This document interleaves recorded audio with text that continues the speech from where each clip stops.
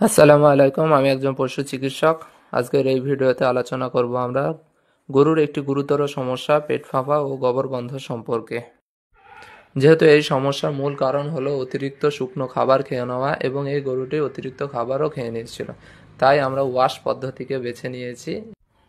এবার আমরা ধীরে ধীরে এর মুখের ভিতর দিয়ে একটি পাইপ প্রবেশ করেছি, যেটা কিনা ইসোফেগাসের মধ্যে দিয়ে রুমেনে প্রবেশ করবে। এবং এটি একটি খুবই ঝুঁকিপূর্ণ প্রক্রিয়া, কারণ এই পাইপ যদি খাদ্যনালীর পরিবর্তে যদি শ্বাসনালীর ভিতরে প্রবেশ করে, তাহলে সেখানে গরু কিনা দম বন্ধ হয়ে মারা যেতেও পারে। তাই অভিজ্ঞতাশীল ব্যক্তি ছাড়া এই কাজ করা একদমই উচিত না, যেটা কিনা একটা গরুর পক্ষে ভয়াবহ সমস্যার সৃষ্টি হতে পারে। এবার আমরা পাইপের ভিতর দিয়ে ধীরে ধীরে পানি প্রবেশ করাচ্ছি, যাতে কিনা রুমেনের মধ্যে জমে থাকা শক্ত খাবারগুলি ধীরে ধীরে যাতে নরম হয় এবং রুমেনের মধ্যেও যাতে একটা পানির প্রেসার সৃষ্টি করে, যার ফলে কি হবে, ওই নরম খাবারটি ধীরে ধীরে আস্তে আস্তে দ্রুত গতিতে পাইপের ভিতর থেকে বেরিয়ে আসবে।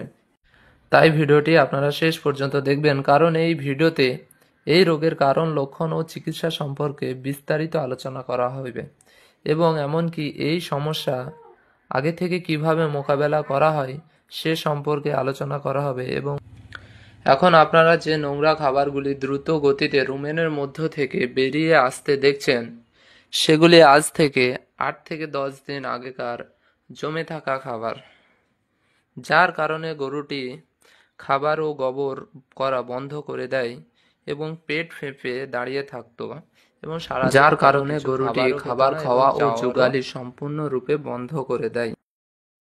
এইভাবে বারবার গরুর রুমেনের ভিতরে পানি প্রবেশ করানো হয় এবং রুমেনের ভিতরে জমে থাকা খাবারগুলি ধীরে ধীরে নরম হয়ে দ্রুত গতিতে বাইরে বেরিয়ে আসতে শুরু করে, যার ফলে গরুর পেটটা আস্তে আস্তে অনেকটাই খালি হয়ে যায় এবং পাতলা হয়ে যায় এবং পেটটা অনেকটা আগেকার পর্যায়ের চেয়ে নরমও হয়ে যায়। ওয়াশের মাধ্যমে গরুর ভিতরে যতটা খাবার ছিল তার 3 ভাগে 2 ভাগ বাইরে বেরিয়ে আসতে সক্ষম হয়েছিল। এই মুহূর্তে যা দেখছেন তা একটি চিকিৎসা নয়, এটি হলো গরুর জীবন ফিরে পাওয়ার যাত্রা। এই ওয়াশের মাধ্যমে গরুর জমা পেট খালি করা হচ্ছে। এই দৃশ্যটি সফল চিকিৎসা না, বরং সচেতন খামারির একটি দায়িত্বশীল দৃষ্টান্ত।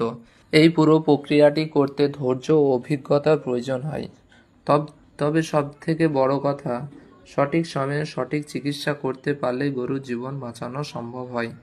এবং এই গরুর পেট থেকে দেখেন একটি সুন্দর সুতো বেরিয়ে আসে, যেটা কিনা এই গরু খেয়ে ফেলেছিল।